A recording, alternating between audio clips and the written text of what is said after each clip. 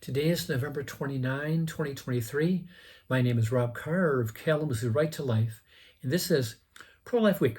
Well, I've been gone for a little bit, and I know I needed to get back into this chair, get in front of my history books, and talk to you again about some pro-life issues.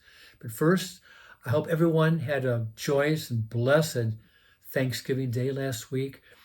It's not just about turkey, and it's not just about football as much as I watched the Lions tragically lose, but it's not about those two things. Thanksgiving really is about the day. It may be the only day we do it on an official basis, but it's the day that we thank God for America. We thank God for the blessings of our freedoms and our liberties. And we thank him for our spouses and our children and our jobs and our health and all the areas that make up who we are as people. But we thank God because he has blessed us abundantly. Okay. On Monday, I just read that the Department of Health and Human Services, the Biden administration's Department of Health and Human Services, is planning on issuing new regulations dealing with the foster care and adoption programs. So what kind of mischief is coming out of this agency? Well, if you are a Christian family or a Christian single adult wanting to participate in foster care or adoption, that you must adhere to or endorse the LGBT ideology and all that entails in order to foster a child. When I think of foster care, I think of a family who really wants to rescue a child. Not always, but a lot of times, a child is in foster care because he or she has been removed from a family because maybe the mother is on drugs, or is an alcoholic, or is abusive, or the father is in prison, there's a lot of situations or scenarios that might force a court to remove a child for protective reasons. And then that child may be put in foster care. And I know situations personally where the biological parents may have lost custody of that child for a variety of reasons, and that foster couple enter a process of adoption. You see that all the time. Foster care and adoption is a way of rescuing at-risk children. And now the Biden people are trying to impose ideology over First Amendment rights. If you're a Christian, you should have, according to the First Amendment, the right of free exercise of your faith. And it's not just Christians, Jewish, Muslim, Christian, Buddhist, Baha'i, Hindu, whatever faith that you might be, you have the right to practice your religion without the federal government ramming some alphabet soup ideology down your throats, especially in the area of wanting to help an at-risk child. It's just dead wrong. Okay. And I don't think that this is going to go anywhere. I think there's going to be an uproar because I think most people oppose the idea of forcing a specific ideology just to foster a child. I don't think it's going anywhere. But it does show you where the Biden administration is on placing ideology over people's lives. Okay. Second item, maybe it's a little mixed, a little intertwined. The second item deals with photography. I love, I'm not a very good photographer, but I love photography, especially the history of photography and old photographs. I really love old photographs. And I actually have a picture here, a photograph of my grandfather, who's from Detroit. And this picture is on a very thin piece of tin. And this type of photograph was called a tintype. Nothing unusual about that, a tintype. And they were very common in the mid to late 19th century.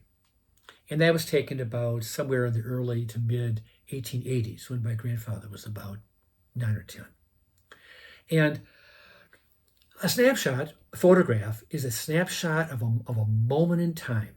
We just observed the 60th anniversary of the Kennedy assassination in Dallas, Texas, 1963. And on that day, there was a man named Abraham Zapruder who was filming the motorcade as it was going down in Dealey Plaza in Dallas. And with his movie camera, he recorded the entire assassination. In that 4 or 5 second, that moment of time, as that car moved in front of his camera, he caught the whole thing. One of the most famous recordings in world history, the Zapruder film. But it's a moment in time, and I can, there are hundreds of examples of photographs that captured specific moments in time. Well, another type of photograph is like an X-ray, and it's called an ultrasound.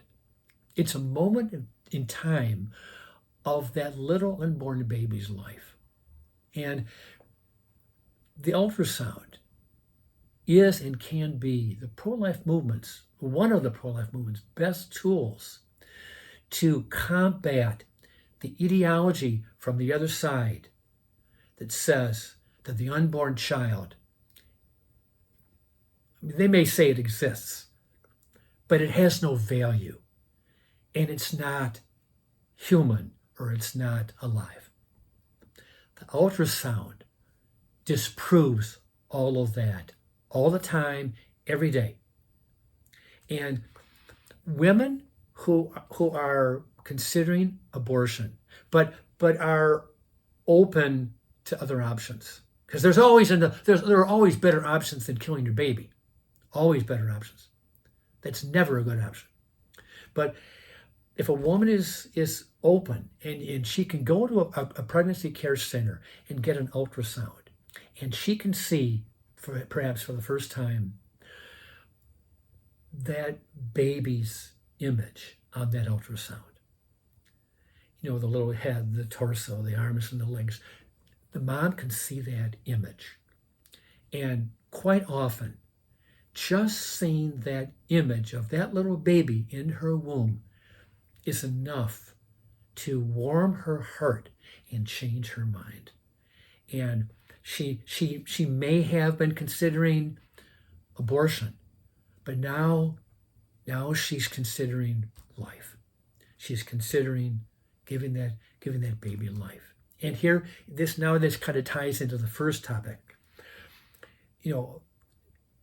If she's decided to give life, when the baby is born, the mom can keep that child, of course. But if she doesn't feel like she's ready or she's able to raise that child, she can give that child up for adoption. And here again, now we're dealing with families who want to participate in the foster care program or in the adoption process to rescue that child and give that child a new life situation. But going back to the ultrasound, it's an image that the other side really does oppose, because it's successful. Women see images of their baby and they change their minds. And I sure wish, I know there are some states where if you're going to have an abortion, the doctor can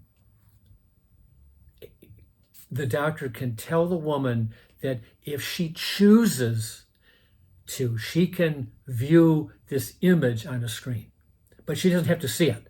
It's her choice.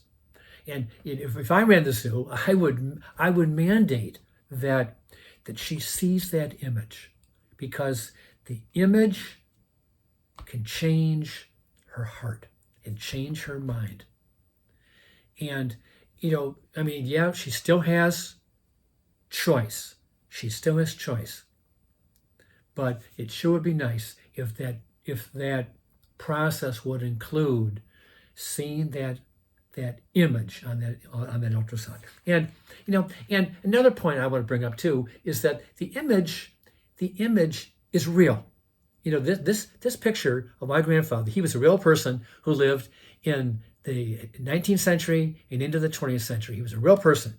And then I know, in the Soviet Union, we had history books that would come out, and you had different editions of these history books. And perhaps in 1925, you'd have a picture of Stalin, the Soviet leader, with 4 or 5 of his buddies. But then if one or two of those buddies fell out of favor, well, when the next series of that book was going to be published, well, you went from 5 pictures of people down to 4 or 3, because they would airbrush out that person who had fallen out of favor. But then maybe in 1932, he had come back into favor. And when they issued a 3rd edition of that history book, well, lo and behold, the guy's back in the picture again. So you'd have 5 people, 4 people, 3 people, 4 people, 5 people. It just depended on who was in favor or out of favor with the Soviet regime.